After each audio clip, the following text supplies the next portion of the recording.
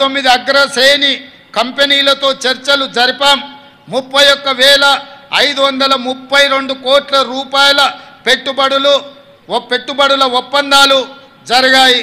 తద్వారా 30,750 మందికి నేరుగా ఉద్యోగ అవకాశాలు లభించే అవకాశం ఉంది. తెలంగాణను ఫ్యూచర్ సిటీగా ప్రపంచానికి పర్యటన ద్వారా పరిచయం చేశాము.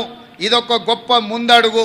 భవిష్యత్తులో తెలంగాణ మరిన్ని ఉన్నత శిఖరాలను చేరుతుందని రైతులు, యువత, మహిళలు, వృద్ధులు, ఉద్యోగులు, వ్యాపారులు సకల జనులతో సుఖశాంతులతో శోభిల్లే తెలంగాణగా మార్చేందుకు ప్రభుత్వం పాలన అందిస్తుందని హామీ ఇస్తూ మీ అందరికీ స్వతంత్ర దినోత్సవ శుభాకాంక్షలు, ధన్యవాదాలు తెలియజేస్తున్నాను. జై Telangana. His vision brings victory. His journey beckons prosperity. Steering Telangana from impossible to possible, taking Telangana to the epitome of excellence. Agriculture to health, education to drug-free Telangana, women empowerment, laying roads for social justice, equity and equality, the mission continues. Thank you, Honorable Chief Minister, sir, for the illustrious address. ఉత్తమ సేవలందించిన police అధికారులకు medals బహూకరణ నిర్వహిస్తారు శ్రీమతి Apoorva Rao APS. వారు ఆర్టీసీలో జేడీగా సేవలందిస్తున్నారు. శ్రీమతి అపూర్వ madam.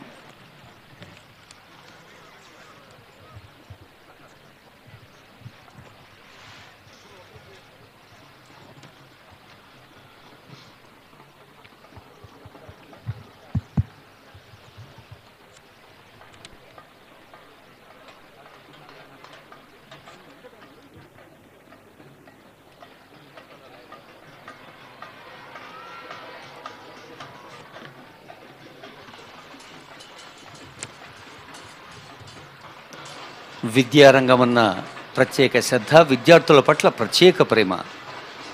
ఇందాకే అనుకున్నాం, ఈ చిన్నారి తల్లులు బాలలక్ష్ములు రేపటి తెలంగాణకు మహాలక్ష్ములై కొత్త శోభనిస్తారు. పాఠశాల విద్యాశాఖ ప్రభుత్వ బాలికోన్నత పాఠశాల విద్యార్థిని బృందానికి ముఖ్యమంత్రి గారు శుభాశీస్సులు, శుభాకాంక్షలు అందజేస్తున్నారు.